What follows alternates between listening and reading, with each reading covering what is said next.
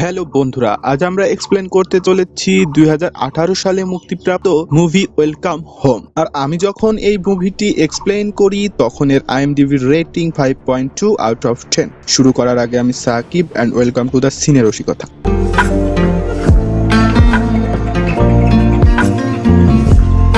মুভির শুরুতেই আমরা ব্র্যান এবং ক্যাসিকে দেখতে পাই, যাদের রিলেশন ঠিক ছিল না। তাই তাদের রিলেশন ঠিক করার জন্য তারা উইকেন্ডে একটি জায়গায় ঘুরতে যায় এবং সেখানে একটি হোটেল রুমে তারা স্টে করে।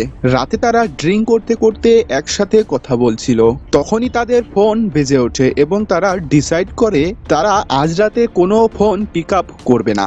আজ রাতের পুরো সময়টা তারা দুজনে একে অপরের সাথে কাটাবে। তাই ব্র্যান যখন তার ফোন অফ করতে যাচ্ছিল, ঠিক তখনই সে দেখতে পায় ক্যাচির ফোনে কোনো এক অজানা লোকের বারবার কল আসছিল। এটা দেখে তার মুড খারাপ হয়ে যায়। তাই আজ রাতে সে ক্যাচির সাথে ইন্টিমেট না হয়েই শুয়ে পড়ে। পরের দিন সকালে ক্যাচি যখন জগিং করতে যায়, তাই সে আপসেট থাকার কারণে সেখানে পড়ে যায়। এখানে তার পায়ে আঘাত লাগে। তাই সে রোডের কাছে এসে ফেডরিগো নামের একটি লোকের কাছ থেকে লিফট নেয়। এখানে সে জানতে পারে ফেডরিগো তাদের হোটেলের পাশেই থাকে। এখানে ফেডরিগো লিফট দিয়ে তার বাড়িতে পৌঁছে দিতে আসলে ব্র্যানের ফেডরিগোর সাথে পরিচয় হয়। এরপর ফেডরিগো যাওয়ার পরে ব্র্যান এবং ক্যাসি ইন্টিমেট হতে শুরু করে, কিন্তু তখনই ব্র্যানের ক্যাসির চিট করার কথা মনে পড়ে যায়। তাই সে ইন্টিমেট হওয়া বন্ধ করে আপসেট হয়ে যায়। অন্যদিকে আমরা ফেডরিগোকে দেখতে পাই যে ব্র্যান এবং ক্যাসিকে হিডেন ক্যামেরার সাহায্যে দেখছিল। পরের দিন আমরা ব্র্যান এবং ক্যাসিকে ফেডরিগোর গাড়ি করে শপিং করতে যেতে দেখতে পাই। শপিং করার সময় ব্র্যান এবং ক্যাসির মধ্যে কিছু বিষয় নিয়ে ঝামেলা লেগে যায়, যার ফলে ক্যাসি সেখান থেকে বাড়ি চলে আসে। অন্যদিকে ব্র্যানও একটি বারে চলে যায়। তখন ফেডরিগো তার সাথে কথা বলতে বলতে তাকে অনেক মদ খাইয়ে দেয় এবং সে বলে আজ রাতে তার বদলে সে তার বাড়িতে যাবে, এবং সত্যি সত্যি সে তার বাড়িতে চলে যায় এবং ক্যাসির পাশে গিয়ে তার শরীরে টাচ করতে শুরু করে। ক্যাসির হালকা ঘুম ধরে গিয়েছিল, তাই সে ভাবে সেখানে ব্র্যান এসেছে যে তাকে মানানোর চেষ্টা করছে।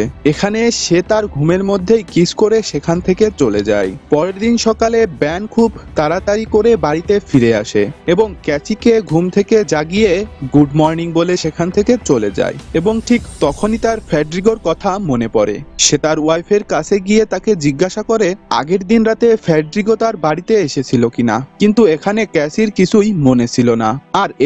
আর এই বিষয় নিয়েই তাদের দুজনের মধ্যে ঝগড়া শুরু হয়ে যায়। এখানে ক্যাসি বলে ফেডরিগো একজন ভালো মানুষ যে অনেকবার তাদের হেল্প করেছে, সে এরকম কিছু করতে পারে না। এখানে ব্র্যান ক্যাসিকে মানিয়ে তার সাথে ইন্টিমেট হওয়ার চেষ্টা করে এবং সে নিচ থেকে ওয়াইনের বোতল আনতে যায়। ঠিক তখনই তার রুমের দরজা হঠাৎ করে বন্ধ হয়ে যায়, তাই ব্র্যান সেখান থেকে বেরোতে পারছিল না। অন্যদিকে ফেডরিগোকে দেখানো হয় সে ব্র্যানের দরজা বন্ধ করে দিয়েছে এবং সে ক্যাসির বেডের উপর ব্লাইন্ড বোর্ড রেখে দেয়। ক্যাসি ভাবে যে এটা ব্র্যানই রেখেছে, তাই সে এটাও পরে নেয়। তারপর ফেডরিগো সেখানে এসে তার সাথে ইন্টিমেট হতে শুরু করে। অন্যদিকে বেসমেন্টে ব্র্যান একটি হিডেন দরজা দেখতে পায়, যার সাহায্যে সে তার রুম অবধি পৌঁছে যায়। ফেডরিগো তার আওয়াজ পেয়েই সেখান থেকে পালিয়ে যায়। ক্যাসিরও এটা খুব আজব লাগে। সেভাবে ব্র্যান হঠাৎ করে কোথায় গেল। ঠিক তখনই তার ফোনে একটি ভিডিও আসে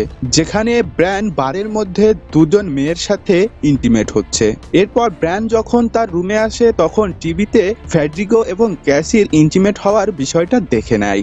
এরপর তাদের দুজনের মধ্যে আবার ঝগড়া শুরু হয়ে যায়। তখনই ব্র্যান আগের দিন বারে তার সাথে কি হয়েছিল সেগুলো বলতে যাচ্ছিল, কিন্তু ক্যাসি রেগে গিয়ে ওই ফোনটি মিরারের দিকে ছুড়ে দেয়। ফোনটি মিরারে আঘাত লাগার ফলে মিরারটি ভেঙে যায়। এখানে তারা দুজন চমকে যায়, কারণ মিরারের পিছনে হিডেন ক্যামেরা লাগানো ছিল। এটা দেখে তারা দুজন বুঝে ফেলে এটা ফেডরিগোরই কাজ ছিল। অন্যদিকে ফেডরিগো বুঝে যায় যে তার সম্বন্ধে তারা সব জেনে গেছে, তাই সে তাদের বাড়িতে চলে আসে। এখানে ফেডরিগোকে রাগান্বিত দেখে ব্র্যান এবং ক্যাসি বলে তারা তার সম্বন্ধে কাউকে বলবে না, কিন্তু এখানে ফেডরিগো কোনো কথাই শোনে না। সে নাইফ দিয়ে ব্র্যানকে আঘাত করার চেষ্টা করে। এসব দেখে ক্যাসি ফেডরিগোকে রড দিয়ে আঘাত করে তাকে মেরে ফেলে এবং তারা খুব তাড়াতাড়ি করে রুমটিকে পরিষ্কার করে দেয়। অন্যদিকে তাদের বাড়ির ওনারও তাদের কাছে চলে আসে। আসলে একবার ব্র্যান ওনারকে বলেছিল ফেডরিগো তাদেরকে জ্বালাতন করে, তাই ওনার তাদেরকে জিজ্ঞাসা করতে এসেছে যে এখন ফেডরিগো তাদের জ্বালাতন করে কিনা।